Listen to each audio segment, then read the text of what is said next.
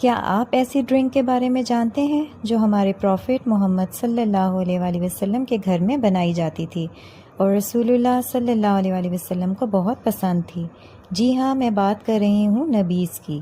2 عدد کھجوریں لیں گے اور ان میں سے گٹھلیاں نکال کے انہیں ایک گلاس میں ڈال دیں گے اور روم ٹیمپریچر پر پانی اس میں ایڈ کر دیں گے اور اسے 6 سے 8 گھنٹوں کے لیے کور کر کے رکھ دیں گے۔ حضرت عائشہ صدیقہ رضی اللہ تعالیٰ عنہ فرماتی ہیں کہ جب ہم نبیذ کو دن میں تیار کرتے تو رسول اللہ صلی اللہ علیہ وآلہ وسلم اسے شام میں پیتے، اور جب رات میں تیار کرتے تو رسول اللہ صلی اللہ علیہ وآلہ وسلم اس کو صبح میں پیتے۔ رسول اللہ صلی اللہ علیہ وآلہ وسلم اسے نہار منہ پیا کرتے تھے۔ نبیذ کے بہت سے فوائد ہیں۔ نہ صرف یہ انرجی لیول کو بوسٹ کرتی ہے بلکہ ڈائجیشن میں ہیلپ آؤٹ کرتی ہے، میٹابولزم کو فاسٹ کرتی ہے اور باڈی میں سے ٹاکسنز کو ریموو کرنے میں ہیلپ آؤٹ کرتی ہے۔